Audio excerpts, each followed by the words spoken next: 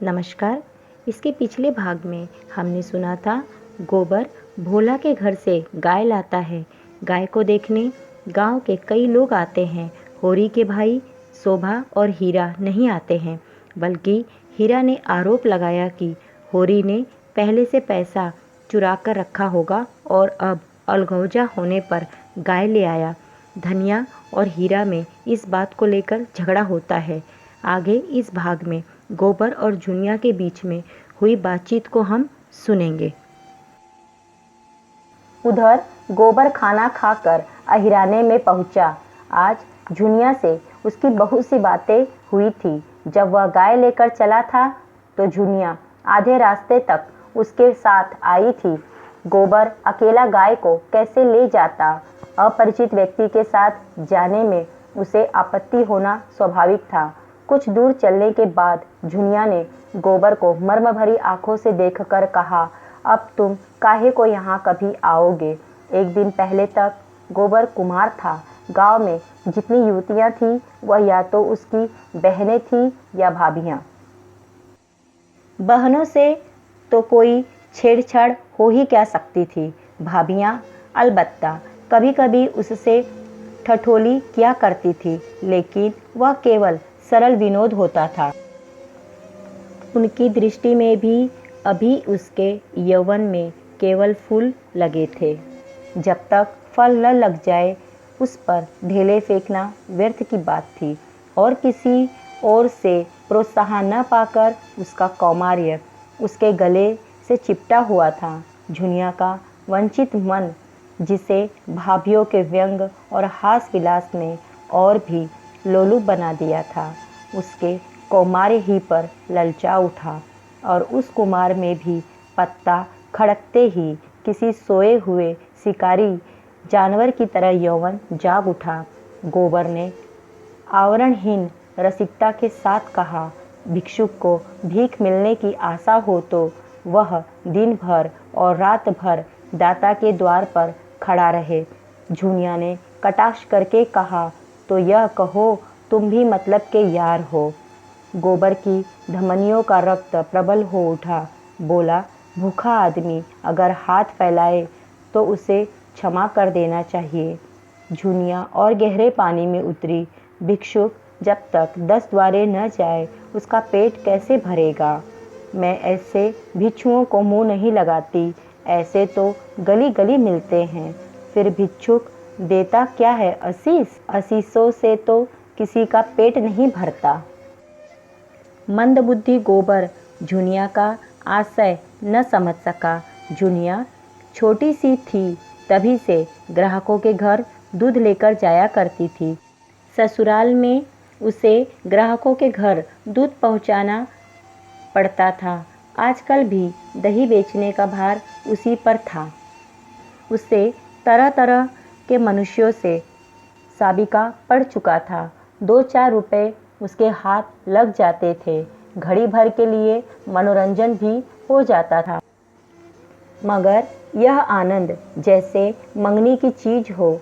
उसमें टिकाव न था, समर्पण न था, अधिकार न था। वह ऐसा प्रेम चाहती थी जिसके लिए वह जिए और मरे, जिस पर वह अपने को समर्पित कर दे।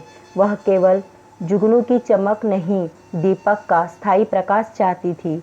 वह एक गृहस्थ बालिका थी जिसके गृहिणीत्व को रसिकों की लगावटबाजियों ने कुचल नहीं पाया था। गोबर ने कामना से उद्दीप्त मुख से कहा, भिक्षुक को एक ही द्वार पर भरपेट मिल जाए तो क्यों द्वार द्वार घूमे? झुनिया ने सदैव भाव से उसकी ओर ताका। कितना भोला है, कुछ समझता ही नहीं। भिक्षुक को एक द्वार पर भरपेट कहाँ मिलता है? उसे तो चुटकी ही मिलेगी। सरबस तो तभी पाओगे जब अपना सरबस दोगे। मेरे पास क्या है झुनिया? तुम्हारे पास कुछ नहीं है। मैं तो समझती हूँ मेरे लिए तुम्हारे पास जो कुछ है वह बड़े बड़े लखपतियों के पास नहीं है। तुम मुझसे भीख न मांगकर मुझे मोल ले सकते हो। गोबर उसे चकित नेत्रों से देखने लगा। झुनिया ने फिर कहा, और जानते हो दाम क्या देना होगा? मेरा होकर रहना पड़ेगा। फिर किसी के सामने हाथ फैलाए देखूंगी तो घर से निकाल दूंगी। गोबर को जैसे अंधेरे में टटोलते हुए इच्छित वस्तु मिल गई। एक विचित्र भय मिश्रित आनंद से उसका रोम रोम पुलकित हो उठा। लेकिन यह कैसे होगा? जुनिया को रख ले तो रखेली को लेकर घर में रहेगा कैसे? बिरादरी का झंझट जो है, सारा गांव काँव काँव करने लगेगा, सभी दुश्मन हो जाएंगे। अम्मा तो इसे घर में घुसने भी न देगी, लेकिन जब स्त्री होकर यह नहीं डरती तो पुरुष होकर वह क्यों डरे?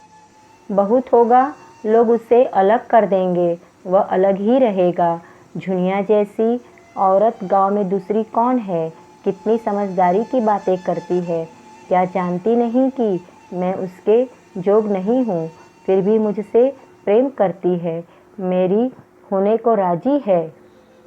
गांव वाले निकाल देंगे तो क्या संसार में दूसरा गांव ही नहीं है? और गांव क्यों छोड़े? माता दीन ने चमारिन बैठा ली तो किसी ने क्या कर लिया? दाता दीन दांत कटकटा कर रह गए। माता दीन ने इतना जरूर किया कि अपना धर्म बचा लिया। अब अभी बिना स्नान पूजा किए मुंह में पानी नहीं डालते। दोनों जून अपना भोजन आप पकाते हैं और अब तो अलग भोजन नहीं पकाते। दाता दीन और वह साथ बैठकर खाते हैं। झिंगुर सिंह ने बाहमीन रख ली, उनका किसी ने क्या कर लिया? उनका जितना आदर मान तब था उतना ही आज भी है, बल्कि और बढ़ गया। पहले नौकरी खोजते फिरते थे, अब उसके रुपए से महाजन बन बैठे। ठकुराई का रोब तो था ही, महाजनी का रोब भी जम गया। मगर फिर ख्याल आया, कहीं झुनिया दिल लगी न कर रही हो। पहले इसकी ओर से निश्चित हो जाना आवश्यक था। उसने पूछा, मन से कहती हो झूना कि खाली लालच दे रही हो? मैं तो तुम्हारा हो चुका, लेकिन तुम भी हो जाओगी। तुम मेरे हो चुके कैसे जानूं? तुम जान भी चाहो तो दे दूं। जान देने का अर्थ भी समझते हो? तुम समझा दो ना। जान देने का अर्थ है साथ रहकर निबाह करना, एक बार हाथ पकड़कर उम्र भर निबाह करते रहना, चाहे दुनिया कुछ कहे, चाहे माँ बाप, भाई बंद, घर द्वार सब कुछ छोड़ना पड़े। मुंह से जान देने वाले बहुतों को देख चुकी। भौरों की भांति फूल का रस लेकर उड़ जाते हैं।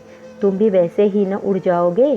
गोबर के हाथ में गाय की पगहिया थी, दूसरे हाथ से उसने झुनिया का हाथ पकड़ लिया, जैसे बिजली के तार पर हाथ गया हो। सारी देह यौवन के पहले स्पर्श से कांप उठी। कितनी मुलायम, गुदगुदी, कोमल कलाई। झुनिया ने उसका हाथ हटाया नहीं, मानो इस स्पर्श का उसके लिए कोई महत्व ही न हो। फिर एक क्षण के बाद वह गंभीर स्वर से बोली, आज तुमने मेरा हाथ पकड़ा है, याद रखना। खूब याद रखूंगा झूना, और मरते दम तक निभाऊंगा। झुनिया अविश्वास भरी मुस्कान से बोली, इसी तरह तो सब कहते हैं गोबर, बल्कि इससे भी मीठे चिकने शब्दों में। अगर मन में कपट हो मुझे बता दो, सचेत हो जाऊं। ऐसों को मन नहीं देती, उनसे तो खाली हंस बोल लेने का नाता रखती हूँ। बरसों से दूध लेकर बाजार जाती हूँ, एक से एक बाबू, महाजन, ठाकुर, वकील, अमले, अफसर अपना रसियापन दिखाकर मुझे फंसा लेना चाहते हैं। कोई छाती पर हाथ रखकर कहता है, झुनिया तरसा मत। कोई मुझे रसीली नसीली चितवन से घूरता है, मानो मारे प्रेम के बेहोश हो गया है। कोई रुपए दिखाता है, कोई गहने, सब मेरी गुलामी करने को तैयार रहते हैं, उम्र भर, बल्कि उस जन्म में भी। लेकिन मैं उन सबों की नस पहचानती हूँ, सब के सब भौरे रस लेकर उड़ जाने वाले। मैं भी उन्हें ललचाती हूँ, तिरछी नज़रों से देखती हूँ, मुस्कुराती हूँ। वह मुझे गधी बनाते हैं, मैं उन्हें उल्लू बनाती हूँ। मैं मर जाऊँ तो उनकी आँखों में आंसू न आएगा। वह मर जाए तो मैं कहूँगी अच्छा हुआ निगोड़ा मर गया। मैं तो जिसकी हो जाऊँगी उसकी जन्म भर के लिए हो जाऊँगी। सुख में दुख में संपत में विपत में उसके साथ रहूँगी। हरजाई नहीं हूँ कि सबसे हंसती बोलती फिरूँ। न रुपए की भूखी हूँ न गहने कपड़े की। बस भले आदमी का संग चाहती हूँ जो मुझे अपना समझे और जिसे मैं भी अपना समझूं। एक पंडित जी बहुत तिलक मुद्रा लगाते हैं, आध सेर दूध लेते हैं। एक दिन उनकी घरवाली कहीं न्योते में गई थी, मुझे क्या मालूम, और दिनों की तरह दूध लिए भीतर चली गई। वहाँ पुकारती हूँ बहू जी, कोई बोलता ही नहीं। इतने में देखती हूँ तो पंडित जी बाहर के किवाड़ बंद किए चले आ रहे हैं। मैं समझ गई इसकी नीयत खराब है। मैंने डांट कर पूछा, तुमने किवाड़ क्यों बंद कर लिए? क्या बहू जी कहीं गई हैं? घर में सन्नाटा क्यों है? उसने कहा, वह एक न्योते में गई है, और मेरी ओर 2 पग और बढ़ आया। मैंने कहा, तुम्हें दूध लेना हो तो लो, नहीं मैं जाती हूँ। बोला, आज तो तुम यहाँ से न जाने पाओगी। झूनी रानी, रोज रोज कलेजे पर छुरी चलाकर भाग जाती हो, आज मेरे हाथ से न बचोगी। तुमसे सच कहती हूँ गोबर, मेरे रोए खड़े हो गए। गोबर आवेश में बोला, मैं बच्चा को देख पाऊँ तो खोद कर जमीन में गाड़ दूँ, खून चूस लूँ, तो मुझे दिखा तो देना। सुनो तो, ऐसों का मुंह तोड़ने के लिए मैं ही काफ़ी हूँ। मेरी छाती धक धक करने लगी। यह कुछ बदमाशी कर बैठे तो क्या करूँगी? कोई चिल्लाना भी तो न सुनेगा, लेकिन मन में यह निश्चय कर लिया था कि मेरी देह छुई तो दूध की भरी हाड़ी इसके मुंह पर पटक दूंगी। बला से 4-5 सेर दूध जाएंगे, बच्चा को याद तो हो जाएगी। कलेजा मजबूत करके बोली, इस फेर में न रहना पंडित जी, मैं अहीर की लड़की हूँ, मुझ का एक एक बाल नुचवा लूँगी। यही लिखा है तुम्हारी पोथी पत्रे में कि दूसरों की बहू बेटी को अपने घर में बंद करके बेइज्जत करो, इसीलिए तिलक मुद्रा का जाल बिछाए बैठे हो। लगा हाथ जोड़ने पैरों पड़ने। एक प्रेमी का मन रख दोगी तो तुम्हारा क्या बिगड़ जाएगा झूना रानी। कभी कभी गरीबों पर दया किया करो, नहीं भगवान पूछेंगे, मैंने तुम्हें इतना रूप धन दिया था, तुमने उससे एक ब्राह्मण का उपकार भी नहीं किया, तो क्या जवाब दोगी? बोले, मैं विप्र हूँ, रुपए पैसे का दान तो रोज ही पाता हूँ, आज रूप का दान दे दो। मैंने यूँ ही उसका मन परखने को कह दिया, मैं 50 रुपये लूँगी। सच कहती हूँ गोबर। तुरंत कोठरी में गया और 10-10 के 5 नोट निकालकर मेरे हाथों में देने लगा, और जब मैंने नोट जमीन पर गिरा दिए और द्वार की ओर चली तो उसने मेरा हाथ पकड़ लिया। मैं तो पहले ही से तैयार थी। हाड़ी उसके मुंह पर दे मारी, सिर से पांव तक सराबोर हो गया, चोट भी खूब लगी। सिर पकड़कर बैठ गया और लगा हाय हाय करने। मैंने देखा अब यह कुछ नहीं कर सकता, पीठ में 2 लातें जमा दी और किवाड़ खोलकर भागी। गोबर ठट्ठा मारकर बोला, बहुत अच्छा किया तुमने, दूध से नहा गया होगा, तिलक मुद्रा भी धुल गई होगी, मूछें भी क्यों न उखाड़ ली। दूसरे दिन मैं फिर उसके घर गई।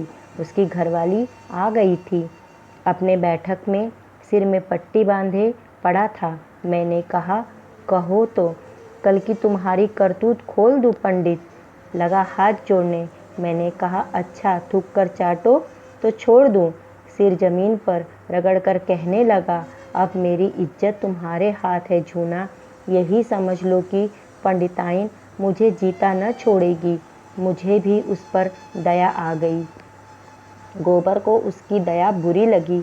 यह तुमने क्यों किया? उसकी औरत से जाकर कह क्यों नहीं दिया? जूती से पीटती, ऐसे पाखंडियों पर दया नहीं करनी चाहिए। तुम मुझे कल उसकी सूरत दिखा दो, फिर देखना कैसी मरम्मत करता हूँ।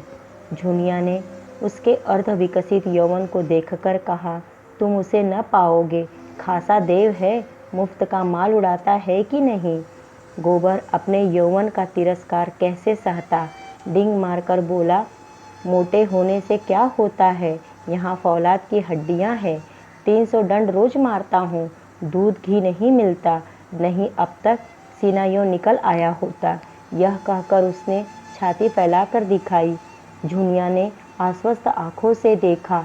अच्छा, कभी दिखा दूंगी, लेकिन वहाँ तो सभी एक से हैं। तुम किस किस की मरम्मत करोगे।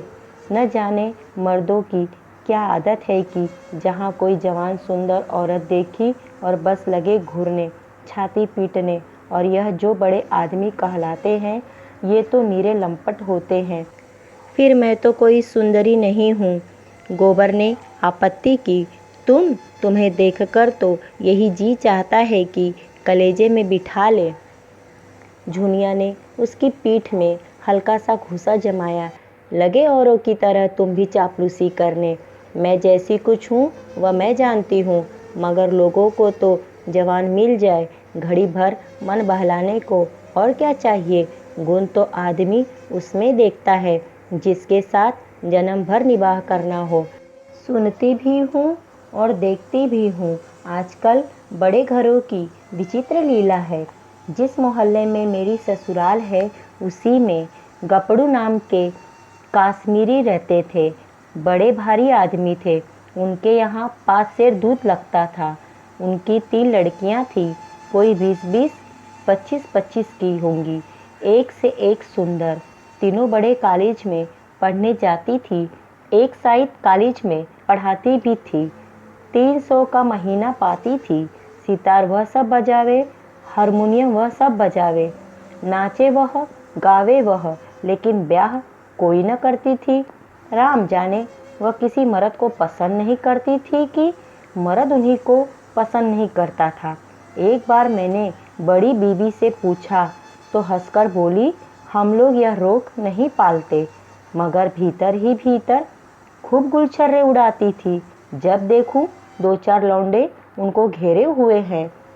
जो सबसे बड़ी थी वह तो कोट पतलून पहनकर घोड़े पर सवार होकर मर्दों के साथ सैर करने जाती थी। सारे शहर में उनकी लीला मशहूर थी। गपड़ू बाबू सिर नीचा किए जैसे मुंह में काली सी लगाए रहते थे। लड़कियों को डांटते थे, समझाते थे, पर सबकी सब खुल्लम खुल्ला कहती थी, तुमको हमारे बीच में बोलने का कुछ मजाल नहीं है। हम अपने मन की रानी हैं, जो हमारी इच्छा होगी वह हम करेंगे। बेचारा बाप जवान जवान लड़कियों से क्या बोले। मारने बांधने से रहा, डांटने डपटने से रहा, लेकिन भाई बड़े आदमियों की बातें कौन चलाए। वह जो कुछ करे सब ठीक है। उन्हें तो बिरादरी और पंचायत का भी डर नहीं। मेरी समझ में तो यह नहीं आता कि किसी का रोज रोज मन कैसे बदल जाता है। क्या आदमी गाय बकरी से भी गया बीता हो गया है। लेकिन किसी को बुरा नहीं कहती भाई, मन को जैसा बनाओ वैसा बनता है। ऐसों की भी देखती हूँ जिन्हें रोज रोज की दाल रोटी के बाद कभी कभी मुंह का स्वाद बदलने के लिए हलवा पूरी भी चाहिए। और ऐसों को भी देखती हूँ जिन्हें घर की रोटी दाल देखकर ज्वर आता है। कुछ बेचारियाँ ऐसी भी हैं जो अपनी दाल रोटी में ही मगन रहती हैं। हलवा पूरी से उन्हें कोई मतलब नहीं। मेरी दोनों भाउजों ही को देखो। हमारे भाई काने कुबड़े नहीं हैं। 10 जवानों में एक जवान है, लेकिन भाउजों को नहीं भाते। उन्हें तो वह चाहिए जो सोने की बालियाँ बनवाए, महीन साड़ियाँ लाए, रोज चाट खिलाए। बालियाँ और मिठाइयाँ मुझे भी कम अच्छी नहीं लगती, लेकिन जो कहो कि इसके लिए अपनी लाज बेचती फिरूं तो भगवान इससे बचाए। एक के साथ मोटा झोटा खा पहन कर उम्र काट देना, बस अपना तो यही राग है। बहुत करके तो मर्द ही औरतों को बिगाड़ते हैं। जब मर्द इधर उधर ताक झाक करेंगे तो औरतें भी आंखें लड़ाएंगी। मर्द दूसरी औरतों के पीछे दौड़ेगा तो औरत भी जरूर मर्दों के पीछे दौड़ेंगी। मर्द का हरजाईपन औरत को भी उतना ही बुरा लगता है जितना औरत का मर्द को। यही समझ लो। मैंने तो अपने आदमी से साफ साफ कह दिया था अगर तुम इधर उधर लपके तो मेरी भी इच्छा होगी वह करूँगी। यह चाहो कि तुम तो अपने मन की करो और औरत को मार के डर से अपने काबू में रखो तो यह न होगा। तुम खुले खजाने करते हो, वह छिपकर करेगी। तुम उसे जलाकर सूखी नहीं रह सकते। गोबर के लिए यह एक नई दुनिया की बातें थी। तन्मय होकर सुन रहा था। कभी कभी तो आप ही आप उसके पाँव रुक जाते, फिर सचेत होकर चलने लगता। झुनिया ने पहले अपने रूप से मोहित किया था, आज उसने अपने ज्ञान और अनुभव से भरी बातों और सतीत्व के बखान से मुग्ध कर लिया। ऐसी रूप गुण ज्ञान की आगरी उसे मिल जाए तो धन्य भाग, फिर वह क्यों पंचायत और बिरादरी से डरे। झुनिया ने जब देख लिया कि उसका गहरा रंग जम गया तो छाती पर हाथ रखकर जीभ दांत से काटती हुई बोली, अरे यह तो तुम्हारा गांव आ गया। तुम भी बड़े मुरहे हो, मुझसे कहा भी नहीं कि लौट जाओ। यह कहकर वह लौट पड़ी। गोबर ने आग्रह करके कहा, एक क्षण के लिए मेरे घर क्यों नहीं चलती, अम्मा भी तो देख ले। झुनिया ने लज्जा से आंखें चुराकर कहा, तुम्हारे घर यो न जाऊंगी। मुझे तो यही अचरज होता है कि मैं इतनी दूर कैसे आ गई। अच्छा बताओ, अब कब आओगे? रात को मेरे द्वार पर अच्छी संगत होगी, चले आना। मैं अपने पिछवाड़े मिलूंगी, और जो न मिली तो लौट जाना। तो फिर मैं न आऊँगा। आना पड़ेगा, नहीं कहे देती हूँ। तुम भी वचन दो कि मिलोगी। मैं वचन नहीं देती तो मैं भी नहीं आता, मेरी बला से। झुनिया अंगूठा दिखाकर चल दी। प्रथम मिलन में ही दोनों एक दूसरे पर अपना अपना अधिकार जमा चुके थे। झुनिया जानती थी वह आएगा, कैसे न आएगा। गोबर जानता था वह मिलेगी, कैसे न मिलेगी। गोबर जब अकेला गाय को हाँकता हुआ चला तो ऐसा लगता था मानो स्वर्ग से गिर पड़ा है। धन्यवाद।